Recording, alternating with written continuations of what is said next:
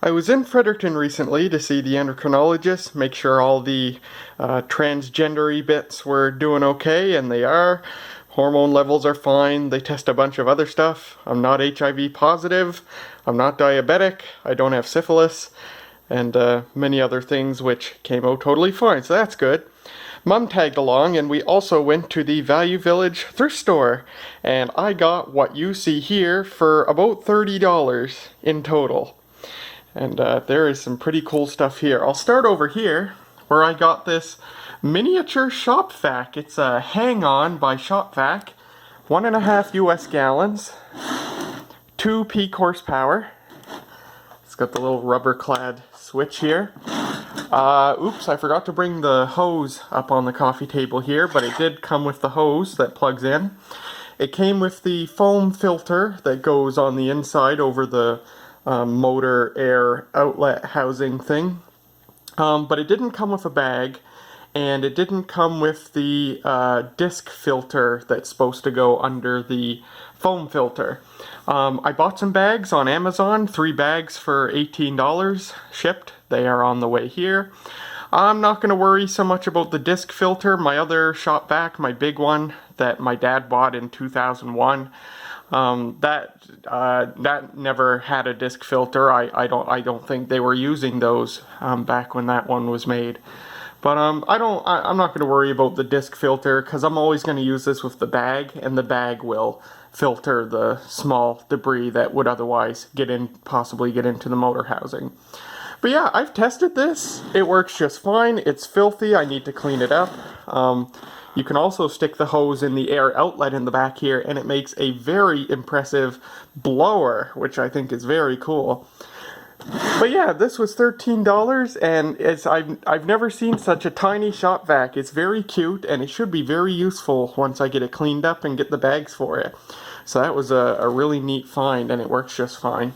I'll go down here. This is a Westclock's Silver Bell Monogram wind-up clock. This is a wind-up alarm clock. It is running right now. You might be able to hear it ticking away. This was actually already running when I picked it up off the shelf, and I've kept it running since then, and yeah, it keeps good time. The alarm works. It's pretty neat, and it's quite a nice find for $3 I think I got for that. Down here, ooh, this is cool. A Canon model L813 Mark II desktop calculator. This is a battery-powered desktop calculator.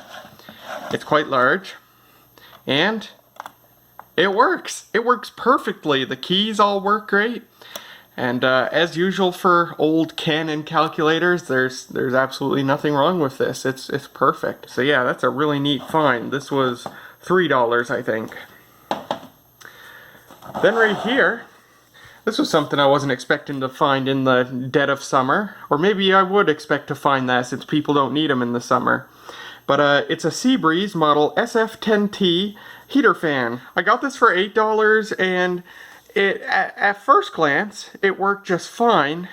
And then the thermostat failed when I was initially testing this thing. At first it went just fine, but then I started hearing a buzzing noise, and when I looked through the rear vents, the thermostat had a white hot arc jumped across a tiny part of it. Not the actual thermostat contacts, but somewhere inside the thermostat it was broken, and there was a white hot arc, and it had actually burnt the white plastic housing of the thermostat.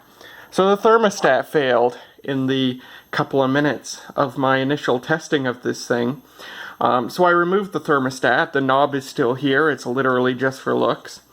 And I've rerouted the wiring to basically bypass the thermostat. So it works now. It still works just fine, just without a thermostat. You've got the low and high heat settings and the on and off switch, but no thermostat. But that's alright. This thing works great otherwise. So yeah, still, you know, I would have preferred the thermostat to just work and not almost set itself on fire. But otherwise, you know, it's working just fine, so I'm glad I found this thing.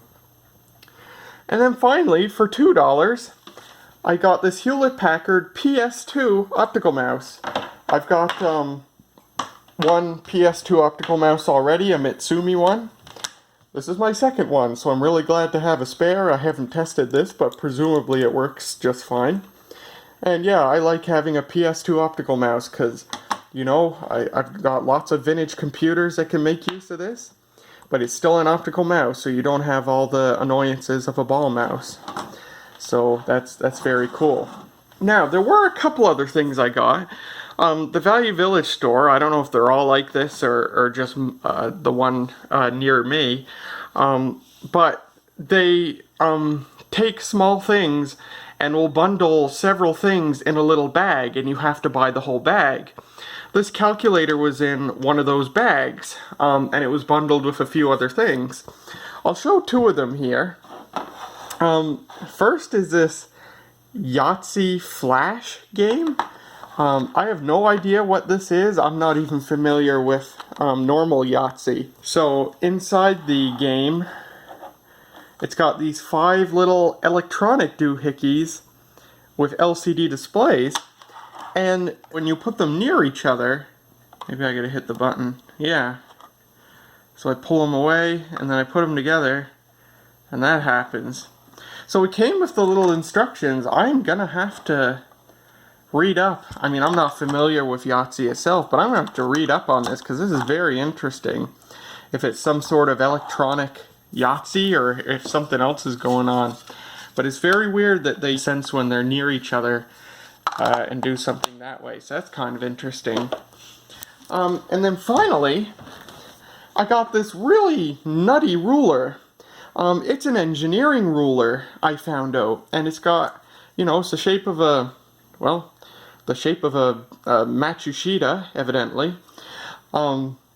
But it's got 3 faces on it, each with 2 scales, and each scale usually has 2 subscales, so a total of 2, 4, 6, 8, 10, and this one only has 1 scale, so 11 different scales on this ruler. It's all inches, but each scale is different marks per inch, and it took me a long time to work out how this ruler works. So if I start on the green scale here, here it says 1.5, so each mark is 1.5 inches. So from 1 to 2, that's 1.5 inches. And the big number on the right side says 3, so each mark is 3 inches. So we start at the 0 here, and all the way over here is 1, so that's 3 inches. And then 2, that's 6 inches, so it's 2 times your multiplier. This is basically your multiplier. But it gets weird on this scale because it says 16, but it's not that every mark is 16 inches, but from 0 to 1 is 1/16 of an inch, and 0 to 1 is just 1 inch, so I'm not sure how they meant for that to be interpreted, but yeah, this is just a standard ruler, goes inch by inch, but there's 1/16 of an inch with the small markings. And then that was just the green side. You go to the black side, and starting on the left here, the upper scale, every mark is 1/8 of an inch, and the bottom scale, every mark is 1/4 of an inch. So when you go from the 0 to the 4, that's 4/4 of an inch, that's 1 inch. And then you turn it over, and over here the top scale is every mark is 3/32 of an inch. So from 0 to 4, that's 4 times 3, that's 12, that's 12/32 of an inch. Very, very interesting. And then over here, it's every mark is 3/16 of an inch on the bottom. And then we go to the red side. On the top, every mark is 3/8 of an inch. And on the bottom, every mark is 3/4 of an inch. So from 0 to 2, that's 2 times 3/4, that's 6/4 of an inch, or 1.5 inches. And every scale, it seems, almost every scale, has this tiny little subscale in the very beginning that is the length of of the multiplier. So this multiplier is 3/8 of an inch, so every mark's 3/8 of an inch. So yeah, very interesting engineering ruler. It was made by Norman Wade Company Limited, and it was made in Germany. And from what I can tell, Norman Wade Company Limited is based in the Maritimes, or was based in the Maritimes. I can't find any information that suggests that they're still in business. There's lots of records of them having existed. They're in a bunch of those weird online business listing websites. But I can't find anything that suggests whether or not they're still in business. So if I had to guess, I would say they're probably not in business anymore. But yeah, very neat engineering ruler. And that's pretty much it. That's all the stuff I got in my recent Value Village thrift store visit. There will be videos of most of these things. There will be a video of that, that. Yeah, I don't know, maybe this, if it's, you know, worth making a video of. But yeah, that's it. So, hope you guys enjoyed this video, and I look forward to making videos of this stuff in the future. See you later.